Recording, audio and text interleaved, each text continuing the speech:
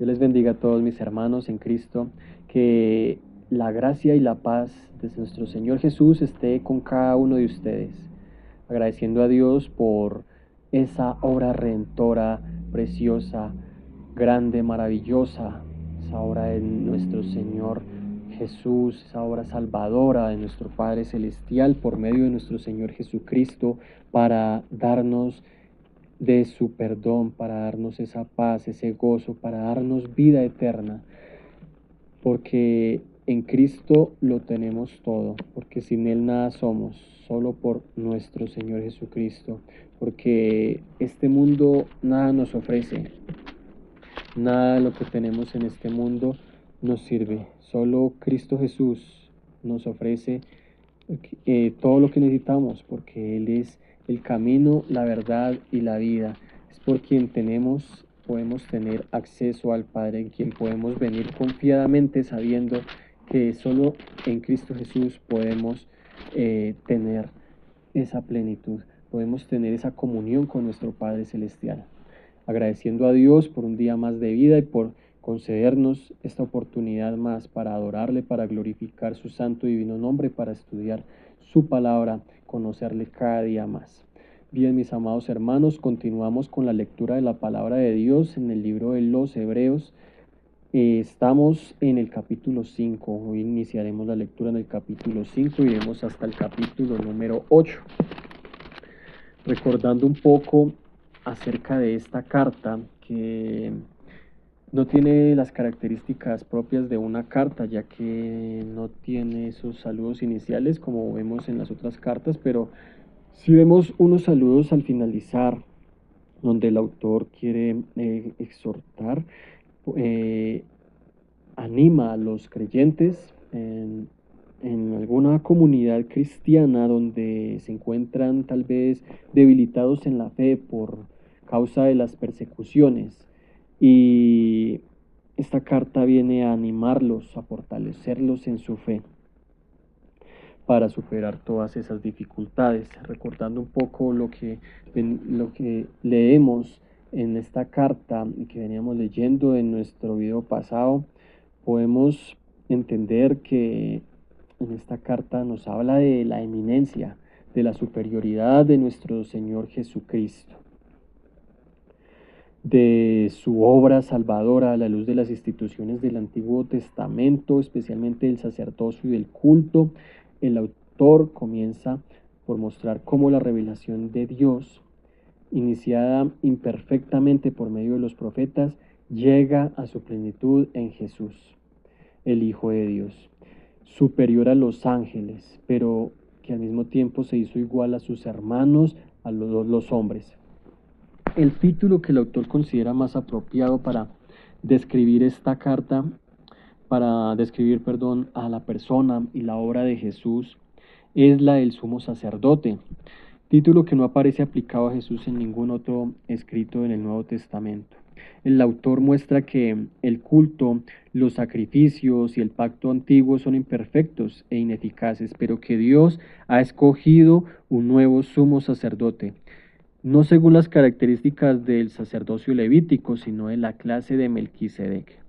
Jesús ofrece en sacrificio su propia vida y así obtiene la verdadera purificación de los hombres y abre para todos el acceso a Dios. En el santuario celestial, Jesús está intercediendo eternamente por los hombres. El autor se detiene en describir las características del antiguo culto, como presenta en los libros de la ley, pero para realzar la superioridad del sacerdocio de Cristo y de su sacrificio. Todo el escrito entreteje estas citas y alusiones a textos de instituciones del Antiguo Testamento. Junto a la exposición doctrinal, el autor va colocando amonestaciones y exhortaciones a perseverar en la fe y en la práctica de la vida cristiana. Entonces vamos a estar leyendo esta carta, estos capítulos, para la honra y gloria de Dios. Capítulo número 5, iniciamos capítulo número 5 del libro de los Hebreos. Porque todo sumo sacerdote tomado de entre los hombres es constituido a favor de los hombres en lo que a Dios se refiere, para que presente ofrendas y sacrificios por los pecados, para que se muestre paciente con los ignorantes y extraviados, puesto que él también está rodeado de debilidad, y por causa de ella debe ofrecer por los pecados, tanto por sí mismo como también por el pueblo. Y nadie toma para sí esta honra, sino el que es llamado por Dios, como lo fue Aarón.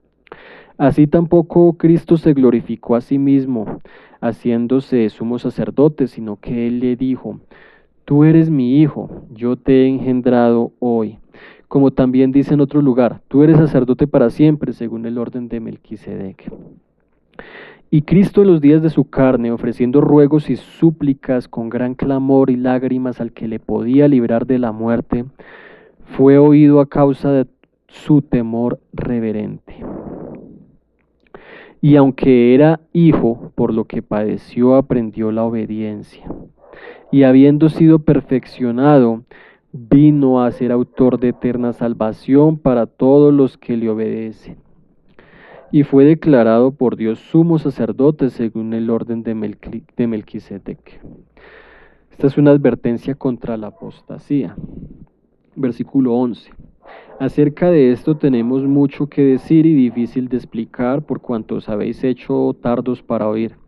Porque debiendo ser ya maestros, después de tanto tiempo tenéis necesidad de que se os vuelva a enseñar cuáles son los primeros rudimentos de las palabras de Dios, y habéis llegado a ser tales que tenéis necesidad de leche y no de alimento sólido.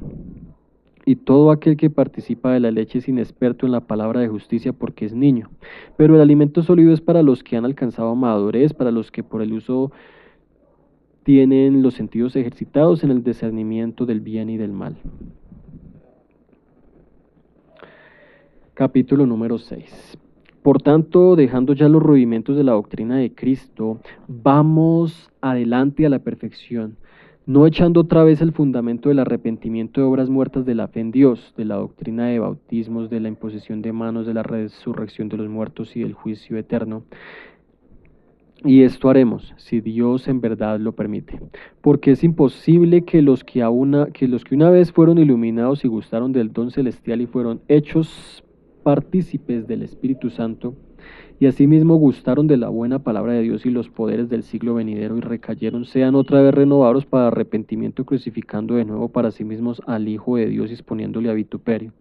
Porque la tierra que bebe la lluvia que muchas veces cae sobre ella y produce hierba provechosa a aquellos por los cuales es labrada recibe bendición de Dios. Pero la que produce espinos y abrojos es reprobada, está próxima a ser maldecida y su fin es el ser quemada. Pero en cuanto a vosotros, oh amados, estamos persuadidos de cosas mejores y que pertenecen a la salvación, aunque hablamos así. Porque Dios no es injusto para olvidar nuestra obra y el trabajo de amor que habéis mostrado hacia su nombre, habiendo servido a los santos y sirviéndoles aún. Pero deseamos que cada uno de vosotros muestre la misma solicitud hasta el fin, para plena certeza de la esperanza. A fin de que no os hagáis perezosos, sino imitadores de aquellos que por la fe y la paciencia heredan las promesas. Por cuanto Dios hizo la promesa a Abraham, no pudiendo jurar por causa mayor, juró por sí mismo, diciendo: de cierto te bendeciré con abundancia y te multiplicaré grandemente. Y habiendo esperado con paciencia, alcanzó la promesa. Porque los hombres ciertamente juran por uno mayor que ellos, y para ellos el fin de toda la controversia es el juramento para confirmación. Por lo cual, queriendo Dios mostrar más abundantemente a los herederos de la promesa la inmutabilidad de su consejo, interpuso juramento, para que por dos cosas inmutables en las cuales es imposible que Dios mienta, tenga un fortísimo consuelo los que hemos acudido para asirnos de la esperanza puesta delante de nosotros, la cual tenemos como segura y firme ancla del alma y que penetra hasta dentro del velo, donde Jesús entró por nosotros como precursor, hecho sumo sacerdote para siempre según el orden de Melquisedec. Capítulo 7. Porque este Melquisedec, rey de Salem, sacerdote del Dios Altísimo, que salió a recibir a Abraham, que volvía de la derrota de los reyes, y le bendijo, a quien asimismo dio a Abraham los diezmos de todo, cuyo nombre significa primeramente rey de justicia y también rey de Salem, esto es rey de paz. sin padre, sin madre, sin genealogía, que ni tiene principio de días ni fin de vida, sino hecho semejante al Hijo de Dios, permanece sacerdote para siempre. Considerad pues cuán grande era este a quien aún Abraham el patriarca dio diezmos del botín. Ciertamente los que entre los hijos de Leví reciben el sacerdocio,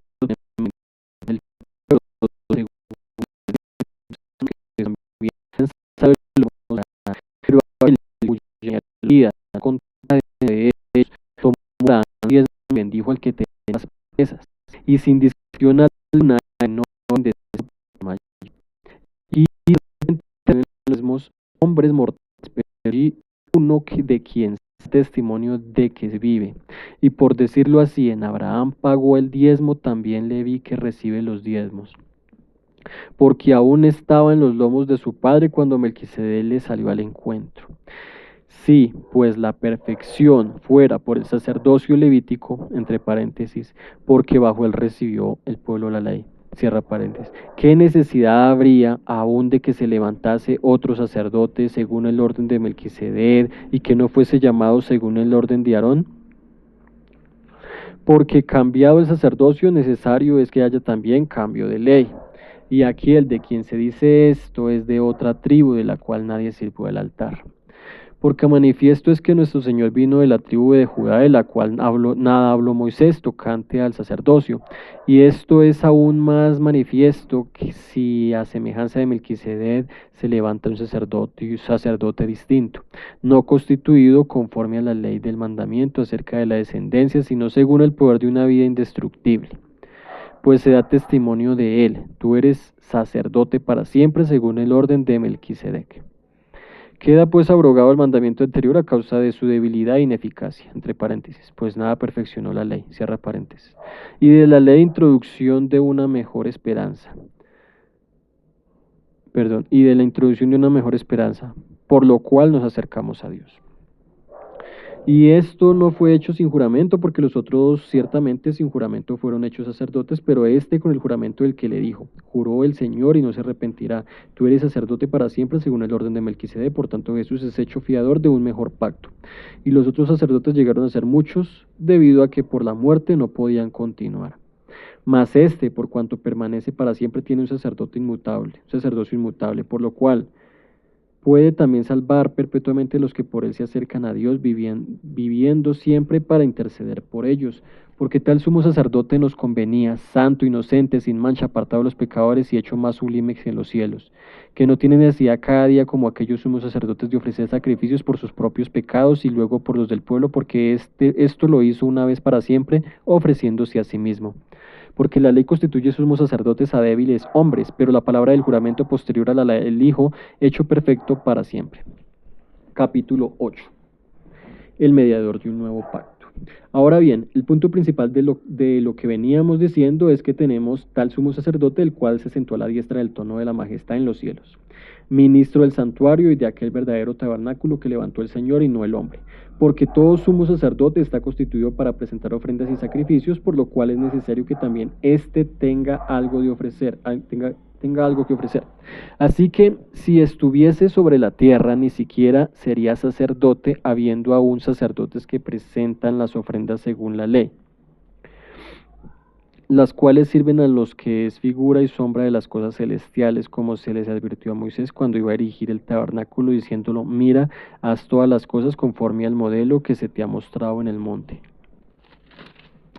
Pero ahora, tanto mejor ministerio es el suyo, cuanto es mediador de un mejor pacto establecido sobre mejores promesas. Porque si aquel primero hubiera sido sin defecto, ciertamente no se hubiera procurado lugar para el segundo. Porque reprendiéndolos dice, aquí vienen días, dice el Señor, en que estableceré con la casa de Israel y la casa de Judá un nuevo pacto. No como el pacto que hice con sus padres el día que los tomé de la mano para sacarlos de la tierra de Egipto, porque ellos no permanecieron en mi pacto y yo me desentendí de ellos, dice el Señor, por lo cual este es el pacto que haré con la casa de Israel después de aquellos días, dice el Señor. Pondré mis leyes en la mente de ellos y sobre su corazón las escribiré y seré ellos por Dios, y ellos me serán a mí por pueblo, y ninguno enseñará a su prójimo, ni ninguno a su hermano, diciendo, conoce al Señor, porque todos me conocerán, desde el menor hasta el mayor de ellos, porque seré propicio a sus injusticias, y nunca más me acordaré de sus pecados y de sus iniquidades. Al decir nuevo pacto, ha dado por viejo al primero, y lo que se da por viejo y se envejece está próximo a desaparecer. Bien, mis amados hermanos, Dios les bendiga. Hemos leído la palabra de Dios. Vamos a hacer una oración. Amado Padre Celestial, Creador del cielo y de la tierra, santo, adorado sea tu nombre por siempre y para siempre. En el nombre de nuestro Señor Jesucristo, venimos delante de ti, postrados, Señor, agradeciendo, Padre Santo, por tu infinita palabra, porque en ella encontramos grandes riquezas, Padre Santo. Eres tú, Señor, que hablas por medio de ella a nuestras vidas, que nos declara, Padre Santo, tu carácter, nos habla de ti, nos habla de tu eminencia, de tu soberanía, Padre Santo, de todo, Señor, lo que hiciste por nosotros, tu obra redentora por medio de nuestro Señor Jesucristo. Te damos muchas gracias, Padre Santo. Gracias, Señor, porque no mereciéndonos, Señor, nada, tú entregaste tu único Hijo para redimirnos de nuestros pecados. Por medio de ti, Señor, por medio de ti, Padre bendito, tenemos esa comunión, ese acceso al Padre.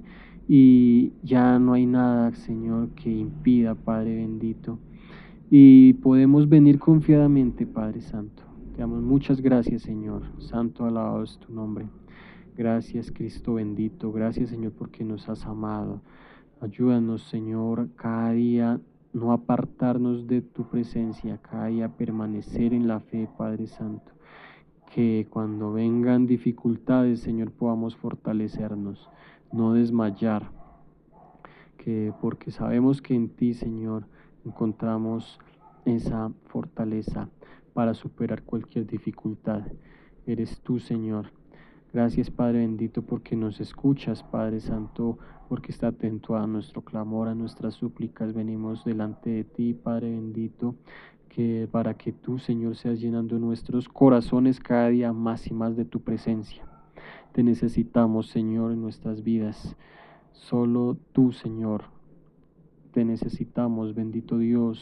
Solo tú puedes satisfacer, Señor, todas nuestras necesidades, tanto espirituales, Señor, como materiales, en tu santa y divina voluntad. Gracias, Padre bendito, porque es lo que más nos interesa, Señor, nuestra vida espiritual. Solo necesitamos, Señor, cada día crecer más en ti, Señor. Gracias, Padre Celestial. Gracias, Señor, por tu obra, Padre bendito, tu obra redentora, Señor.